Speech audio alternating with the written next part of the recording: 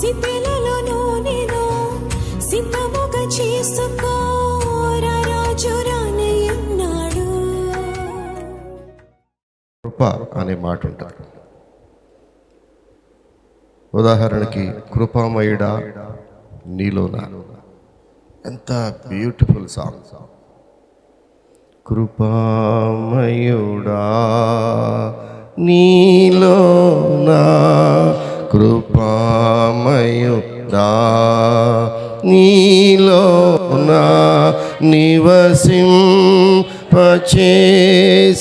నందునా, ఇదిగో నా స్తుతుల సింహాసనం నీలో నివసించు చేసి నందునా, ఇదిగో నా స్తుతుల సింహాసనం కృపామయుడా. ఎంత బ్యూటిఫుల్గా పాడాడు. ప్రతి పాటలో ఏముందో తెలుసా? కృప. నీ కృపలేనిదే బ్రతుకలేను, నీ కృప నాకు చాలును, నీ కృపలేనిదే బ్రతుకలేను, నీ కృప నాకు చాలును, నీ కృపలేనిదే బ్రతుకలేను, నీ కృపలేనిదే బ్రతుకలేను. ప్రియులరా, ప్రతి పాటలో కృప. నేను ఈ వాక్యం వింటున్నంతసేపు కృప ఎంత విలువైందో మనం గ్రహించినట్లయితే ప్రియులరా, ఈ వాక్యంలో ఎన్ని ఉదాహరణలు. అందుకే బిడ్డలను దేవుని వాక్యములో పెంచినప్పుడు దేవుని వాక్యమని ఉగ్గుపాలతో బిడ్డలు పెంచాలి.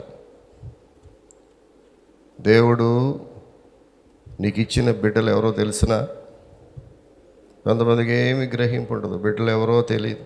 ఎవరు అనుకుంటున్నారు నీ బిడ్డలు? దేవుడిచ్చిన బహుమానం. ఎలా పెంచాలి? దేనిలో పెంచాలి? బిడ్డల్ని వాక్యములో పెంచాలి. ప్రతి తల్లికి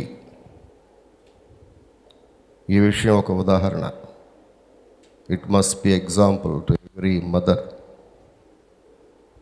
ఫాదర్ అక్కర్లా, ఆమె తన 2 బిడ్డలను దేవుని వాక్యంలో పెంచింది. గమనించుంటారు మీరు పిల్లలిద్దరిని. కనుక దీన్ని ఒక స్పోర్టివ్గా తీసుకో. బిడ్డలు వాక్యంలో పెంచినా ప్రతిసారి ప్రార్థన చేయాలి వాళ్ళ కొరకు. సాతాను దొంగిలిస్తాడేమో వారిని. బిడ్డల్ని ఊరికి దొంగిలించేస్తున్నాడు సైతాను. దొంగతనం చేస్తున్నాడు. దొంగతనం చేసి ఏం పట్టుకెళ్తున్నాడు అనుకుంటున్నారు? ఏం పట్టుకెళ్తున్నాడు? బిడ్డలను దొంగతనం చేసుకెళ్ళిపోతున్నాడు. జాగ్రత్త. బిడ్డలు పెంచుకునే విషయంలో జాగ్రత్తగా ఉండాలి. బిడ్డల్ని భయపడాలి, వణుకుతూ పెంచాలి బిడ్డల్ని. నా బిడ్డలు ఎక్కడికి వెళ్ళిపోతున్నారో, మందిరంలో రావట్లేదంటే నా బిడ్డలు స్థితి ఎట్లా ఉందో. కృప లేదు. కృప పొందితే దేవుని యొక్క దయ పొందితే మొదటి స్టేజ్ అన్నాడు దాన్ని. చక్కగా 3 స్టేజీలు చెప్పాడు వాక్యంలో. ఏముంది? మొదటి స్టేజీ దయ. మొదటి స్టేజ్ ఏంటంట? దయ. దయ దొరికితే ఏమవుద్ది? మందిరానికి వస్తాం. అంతేనమ్మా? దయ దొరికితే ఏమవుతా? మందిరానికి వస్తాం. అందరూ మందిరానికి రాగలరా? వాక్యం మళ్ళీ ఊరికే గుర్తు చేస్తారా? నేనే మళ్ళీ వాక్యం చెప్పట్లే. వాక్యాన్ని గుర్తు చేసుకుందాం. దేవుని దయ వస్తే ఏం దొరుకుద్ది? మందిరం దొరుకుద్ది. మందిరం అందరికి దొరుకుద్దా? దొరకదు. మందిరానికి అందరు రాగలరా? పాపం ఒక ఆమె మందిరానికి రమ్మని వాళ్ళు ఎంతో బతిలాడదు వాళ్ళ ఇంట్లో. రాగలుగుతున్నారా? ఏం లేదు వారికి, దేవుని దయ దొరకలా. దేవుని దయ దొరికితే ఏం దొరికినట్టు చెప్పు. వాక్యం ఊరికి గుర్తు చేసుకుందాం. దేవుని దయ దొరికితే ఏం దొరికినట్టయ్యా నీకు? మందిరం దొరికినట్టు. మందిరం దొరకాలంటే ఏం కావాలి? ముందు దేవుని దయ దొరకాలి. నువ్వు చెవులో ఏం ఫోన్ అది, మైక్రోఫోనా ఏం ఫోన్ అంటే అది, లౌడ్ స్పీకర్ పెట్టు. రే బాబు, ఆదివారం దేవుని మందిరానికి రాయ్యా, నువ్వు 100 మెసేజ్లు పెట్టు.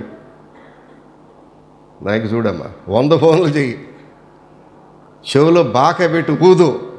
వస్తాడా? రాడు. ఏం లేదు, దేవుని దయ లేదు. నీవు ఇక్కడ కూర్చున్నావంటే అమ్మా నిజంగా దేవుని దయ నీకు దొరికింది. చప్పట్లు కొట్టు ఒకసారి.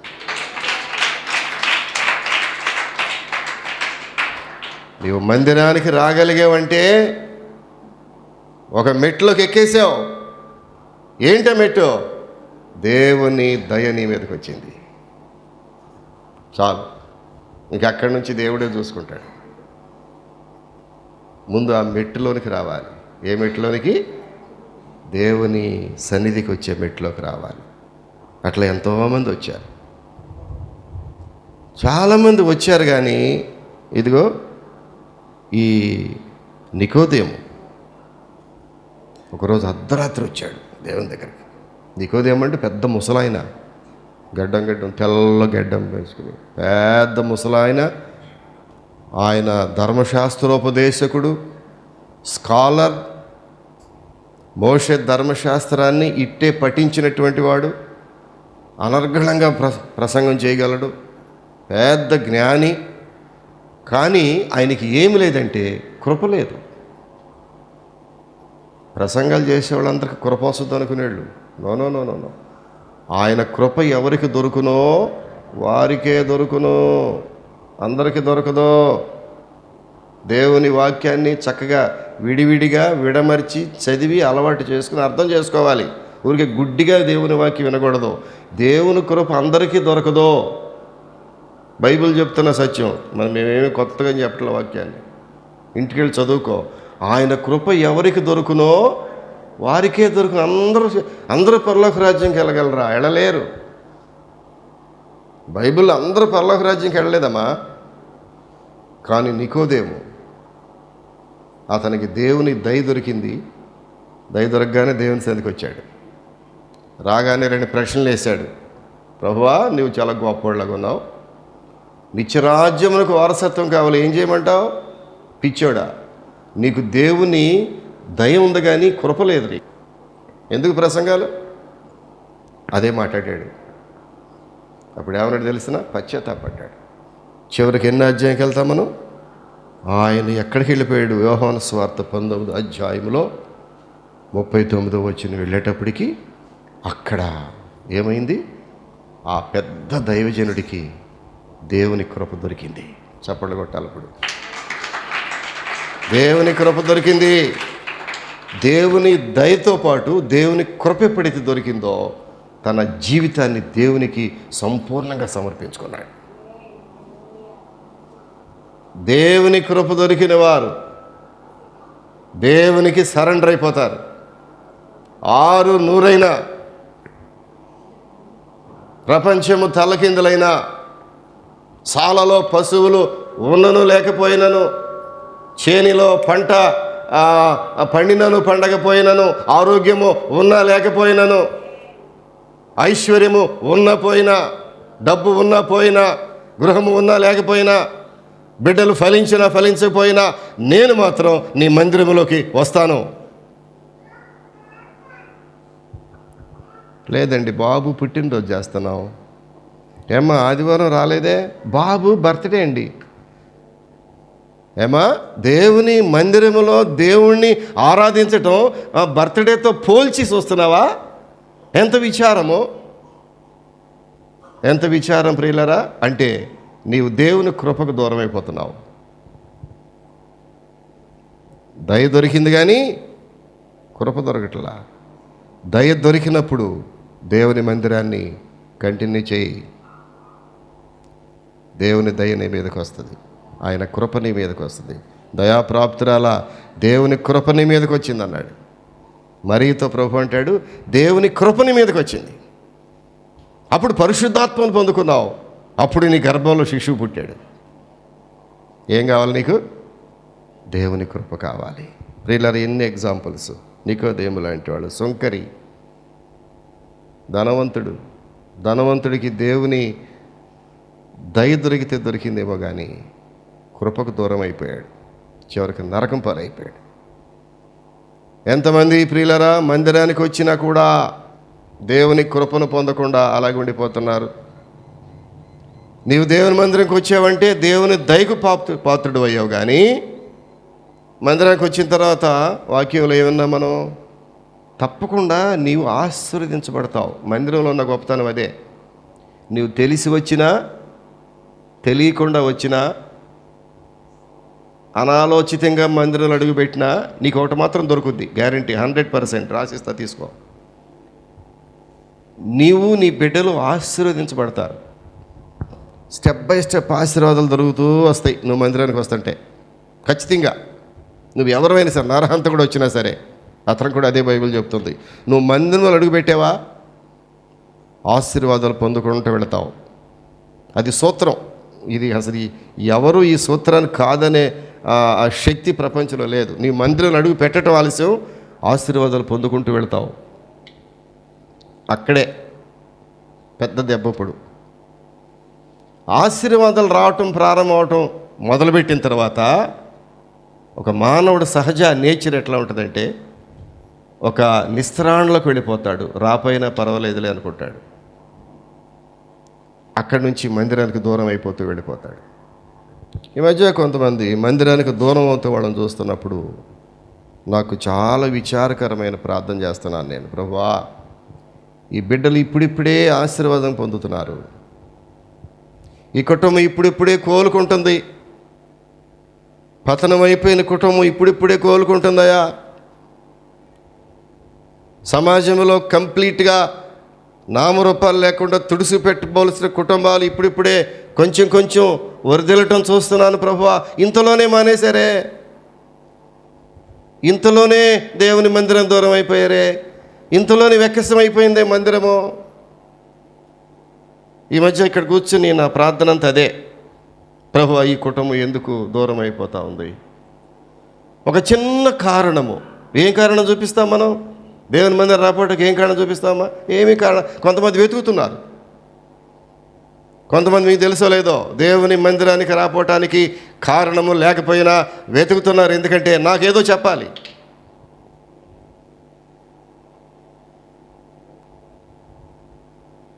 అయ్యో దయ దొరికింది కానీ కృప దొరకటం లేదే.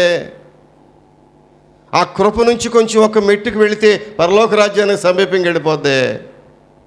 పరలోక రాజ్యం కదా కావాల్సింది.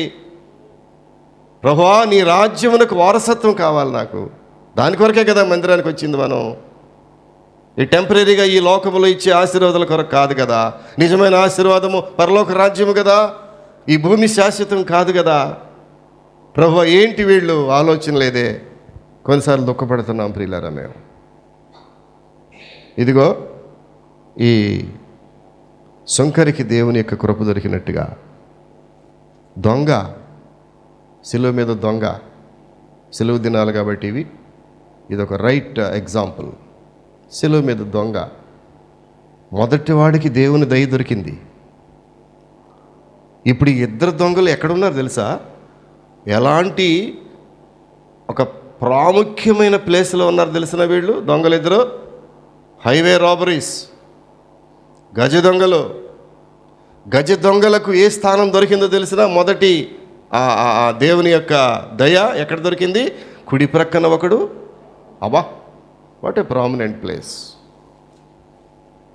సాక్షాత్తు క్రీస్తు ప్రభువుకి కుడి పక్కన ఒక దొంగ, ఎడం పక్కన దొంగ. వాళ్ళిద్దరికి ఏ స్థానం ఇచ్చాడు దేవుడు? ఆయన ప్రక్క నుండే స్థానం ఇచ్చాడు దేవుడు. ఇస్తే ఒకడేం చేసుకున్నాడు? ఆ స్థానాన్ని పోగొట్టుకున్నాడు. ఒక్కడికే దొరికింది కృప. దయ ఇద్దరికీ దొరికింది. దేవుని సన్నిధిలోనికి రావటానికి దేవుడు దయ చూపి ఇద్దరికి స్థానం ఇచ్చాడు. గుర్తుపెట్టుకోవాలి అందరూ. ఇద్దరికి స్థానం దొరికింది. కానీ ఒకడు నిలబెట్టుకున్నాడు, ఒకడు మాత్రం ఆ స్థానాన్ని పదిలంగా, అమ్మో సాక్షాత్తు దేవుని పక్కనే నాకు స్థానం దొరికిందే, దేవుని మందిరానికి రావటానికి నాకు అవకాశం లేకపోయినా సుంకరి ప్రార్థన చేశాడు. ఆకాశం వైపు కనులెత్తి చూడడానికి కూడా ధైర్యం చాలనటువంటి ప్రార్థన చేశాడే. నేను ఈ మందిరానికి రావడానికి నేను తగినవాడిని కాదు ప్రభువా, మందిరం వెలుపల నాకు ఉంటే చాలు, చిన్న చోటు, ఇట్ ఈజ్ ఎనఫ్. మందిరం వెలుపలు ఉంటే చాలు, లోపలకు కూడా అక్కర్లేదు. ఇంత పరిశుద్ధ స్థలములో నేను పాదం మోపటానికి నేను ఏ పాటి వాడిని అనుకున్నాడు సుంకరి. పరసేడు అనుకోలేదు, నేను వారానికి 2 సార్లు ఉపవాసం ఉంటున్నాను, ఇదిగో ఈడున్నాడే, ఎవరు ఈ శంకరు ఉన్నాడే, ఈ శంకరులాగా నేను వేషధారణ కాదు ప్రభువా. ఎలాంటి ప్రార్థన చేశాడు తెలిసిన? ప్రార్థనలో కూడా అహంభావము. కొంతమంది ప్రార్థనలో కూడా అహంభావం. మాకు ఎంత ఉందో ప్రభువా, ఎంత ఉంది, ఎంత ఉందమ్మా, మాకు ఎంత ఉందో ప్రభువా, ఏమీ లేదయ్యా, అన్నీ నీవిచ్చిందే. ఏంటది అన్నీ నీవిచ్చిందే. బిల్డింగు నీవిచ్చిందే, వ్యవసాయము నీవిచ్చిందే, ధాన్యం నీవిచ్చిందే, ఆరోగ్యము నీవిచ్చిందే. ఎంతకాలం ఉంటుంది? బిళ్ళలు వేసుకోవడానికి ఉంటుందా? నేను అప్పుడప్పుడు బిళ్ళ మిగపోతే భయం, అమ్మో రేపేమవుద్దో తెలియదు. బిళ్ళ మిగితే ధైర్యంగా ఉంటా, ఆ బిళ్ళ కాస్త మిగపోతే అవుట్. ఎవరిచ్చే ఆరోగ్యం ఇది? దేవుడిచ్చే ఆరోగ్యం అమ్మ. ఒక్కరోజు చాలు, ఒక సెకండ్. కానీ ఈ సుంకరి అటు దేవుని దయ పొందాడు, దేవుని దయ పొందిన తర్వాత ఇంట్లో పండుకోలా, దేవుని మందిరంలో గడిపాడు, మందిర ఆవరణములో గడిపాడు. ప్రభువా, దావీదు అంటాడు, నీ మందిర ఆవరణములు చూడవలెనని ప్రభువా నా ప్రాణము తృష్ణగొరుచున్నదయ్యా. నీ మందిరం ఎప్పుడు చూడాలో, నీ మందిరానికి ఆదివారం వచ్చిందంటే ఏ టైంకి వెళ్ళాలో, నా ఇల్లు కాదు పదిలం ప్రభువా, నీ మందిరమే పదిలము.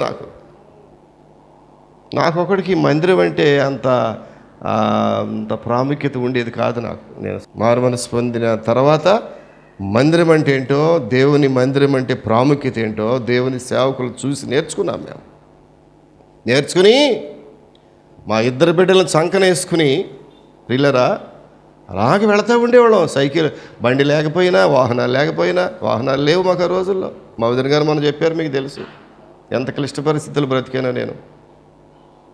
ఆ 2 బిడ్డలను ఏం చేసేవాడిని, 2 బిడ్డలు మందిరంలో ఉండాలని. వాళ్ళ అమ్మగారు ఆకాంక్ష ఏంటంటే, ఆ 2 బిడ్డలు మందిరంలో ఉండాలయ్యా, నా 2 బిడ్డలు భోజనం లేకపోయినా పర్లేదయ్యా, మా 2 బిడ్డలు మందిరంలో పెరగాలి. ఈ ఆశీర్వాదాలు వేరుగా ఉంటాయి అనుకుందాం. ప్రాక్టికల్గా చెప్తున్నాను నేనమ్మా, ప్రాక్టికల్గా చెప్తున్నా, విను దయచేసి తల్లి. ఏమి ఉన్నా లేకపోయినా అప్పుడు మందిరం యొక్క విలువ తెలిసింది నాకు. మందిరము నాకు భోజనం పెట్టింది, మందిరము నా బిడ్డలకు విద్యనిచ్చింది, మందిరము నా బిడ్డలకు భార్యలనిచ్చింది, మందిరము నా బిడ్డలకు బిడ్డలనిచ్చింది, మందిరమే నా బిడ్డలకు ఆస్తులను ఇచ్చింది, మందిరమే నా బిడ్డలకు ఈ రోజున కోటీశ్వరులను చేసింది. దేవుని మందిరమే, దేవుని మందిరమే కోట్లకు పడగలెత్తేటట్టుగా చేయగలదు నిన్ను దేవుని మందిరము. ఎందుకు ఆలస్యం చేస్తున్నావు? ఎందుకు నిర్లక్ష్యం చేస్తున్నావు? ఇంకా దేవుని మందిరాన్ని తీర్మానం చేసుకుందాం. ప్రభువా, నీ దయ ఎప్పుడైతే దొరికిందో నన్ను నీ కృపకు కూడా పాత్రలుగా చేయి. నీ కృప ఎప్పుడైతే దొరికిందో దాంతో నేను సరిపెట్టుకోకుండా నీ నిత్యరాజ్యము, దయా కిరీటము, దయా కృప, దయా కిరీటము సంపాదించుకునే వరకు కూడా ఆయన దయను కృపను జాగ్రత్తగా కాపాడుకుందామా? దావీదు కాపాడుకున్నాడు, నా ఇష్టానుసారమైన మనుషుడు. సుంకరి కాపాడుకున్నాడు, 2వ దొంగ కాపాడుకున్నాడు. తండ్రి, నీవు మరలా ఈ రాజ్యంలోనికి వచ్చినప్పుడయ్యా దయచేసి నన్ను జ్ఞాపకం చేసుకుంటావా, నా కుటుంబాన్ని జ్ఞాపకం చేసుకుంటావా, నా బిడ్డలను జ్ఞాపకం చేసుకుంటావా ప్రభువా? నేను గజ దొంగనయ్యా. నీవు నీ ఈ సిలువ మరణం పొందటానికి నేను అర్హుడు, కానీ నీకేంటయ్యా ఇంత భయంకరమైన మరణం ప్రభువా? పశ్చాత్తాపడ్డాడు, తాను తగ్గించుకున్నాడు, తన నిజస్థితి ఏంటో గ్రహించుకున్నాడు. నేను పాపిని, దొంగను ప్రభువా, నీ ప్రక్క నేనుంటాం ఏంటయ్యా, నీ సిలువ ప్రక్క నన్ను సిలువేయటం ఏంటయ్యా, దుర్మార్గుడు నేను, పాపినయ్యా, నా గాలి కూడా నీకు సోకూడదయ్యా, నువ్వు ఎంత పరిశుద్ధుడు అయ్యా. ప్రియులారా, దేవుడు హృదయాన్ని చూస్తాడు. హృదయ రహస్యం ఎరిగిన దేవుడు ఆయన. పై రూపాన్ని చూసే దేవుడు కదా. దొంగతో అంటున్నాడు, అబ్బాయ్ తమ్ముడా, నీవు దేవుని రాజ్యానికి సమీపంగా ఉన్నావయ్యా. అదిగో మొదటివాడే, అతడు ఏం మాట్లాడుతాడు అతను తెలియటం లేదు. దయ చూపించాను కానీ నా కృప పొందలేకపోయాడు. ఇప్పుడు నా దయతో పాటు నీ కృపను కూడా ఇస్తున్నాను, కృపతో పాటు దేవుని రాజ్యాన్ని నీకు ఇస్తున్నాను. నీవు నాతో పాటు ఇప్పుడు పరలోకంలో ఉంటావు. కమాన్ రా, నాతో పాటు తీసుకెళ్ళిపోతాను నేను. ఎంత ఆశ్చర్యం! దేవుని మందిరానికి వస్తున్న నీవు మందిరాన్ని ప్రేమించు. ప్రభువా, నీ మందిరాన్ని ప్రేమిస్తున్నాను నేను. నీవిచ్చే దయను బట్టి కృప దొరికే వరకు నిన్ను విడిచిపెట్టిన ప్రభువా, నేను నీ కృప ఎప్పుడైతే దొరికిందో పరలోక రాజ్యానికి వారసత్వం వచ్చే వరకు నీ విడిచిపెట్టిన ప్రభువా, నీవు కంటిన్యూ చేయి. దేవుని మందిరంలో నీ బిడ్డలు ఆశీర్వదించబడతారు. ఆకాశ వాకిళ్ళని విప్పి పట్టజాలని విస్తారమైన దీవెనలు ఆయన చేతుల్లో ఉన్నాయి. లోకం వైపు చూడొద్దు దయచేసి. దేవుని హస్తాల్లో ఉన్న ఆశీర్వాదాలు కోసుకోవటం ప్రయత్నం చేయి. దేవుడు నిన్ను తప్పకుండా దీవిస్తాడు. ప్రార్థన చేసుకుందాం, చిన్న ప్రార్థన చేసుకుందాం. ఒక్క నిమిషం నోరు తెరు, వెళ్ళిపోదాం. 12:30 అయింది. ఒక్క నిమిషం నోరు తెరిచి, ప్రభువా,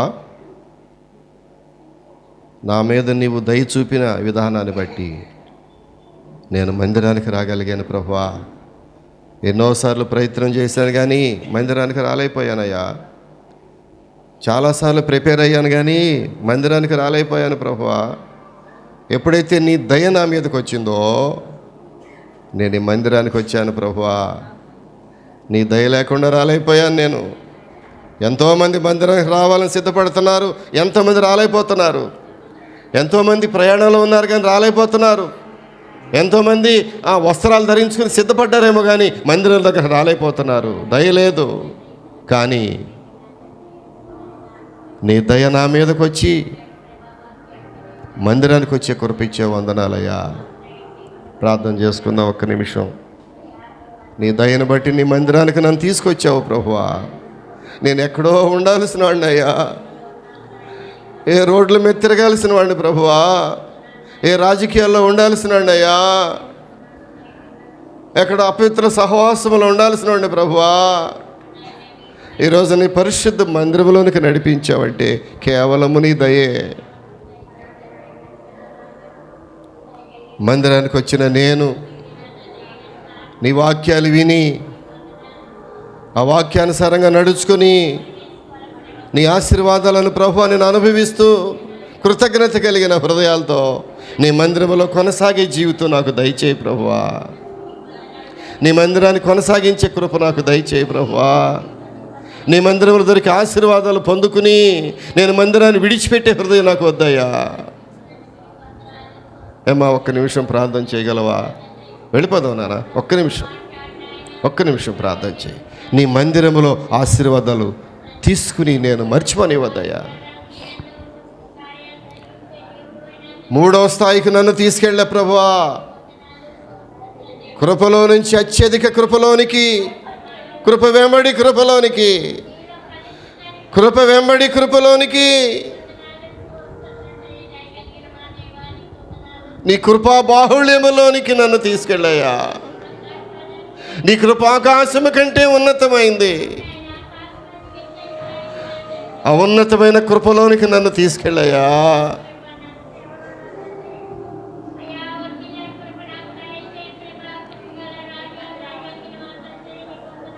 ఒక్క నిమిషం నోరు తెరిచి ప్రార్థన చేద్దాం. మనం వెళ్ళిపోవటానికి సిద్ధంగా ఉన్నాం. ఒక 10 నిమిషాలు అయితే ఎవరు ఇక్కడ ఉండక్కర్లేదు. ఒక్క నిమిషం ప్రార్థన. ఒక్క నిమిషం నిన్ను బ్రతిమలాడుతున్నా అయ్యా, ఒక్క నిమిషం ప్రార్థన. అమ్మా, ఒక్క నిమిషం ప్రార్థన. నోరు తెరు. ప్రభు నీతో మాట్లాడాడు. దేవుని వాక్యం నీతో మాట్లాడింది. నీవు దయ పొందావు, దేవుని కృపను పొందావు.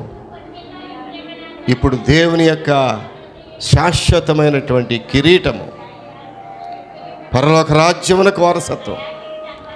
ప్రభువా, నీ రాజ్యము నాకు సమీపంగా ఉందయ్యా, నీ రాజ్యములోనికి నన్ను నడిపించు ప్రభువా. నన్ను నరకం పాలు చేయనివద్దు ప్రభువా. నీ రాజ్యానికి వారసులుగా నన్ను చేయి ప్రభువా.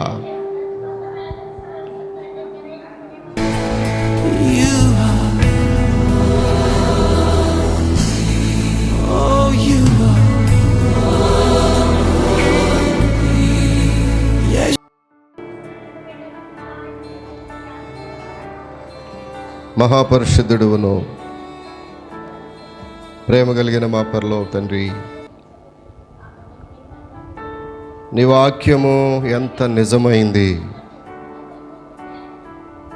నీ వాక్యం ఎంత స్వచ్ఛమైంది, నీ వాక్యం ఎంత బండలను పగలగొట్టు శుద్ధి లాంటిది.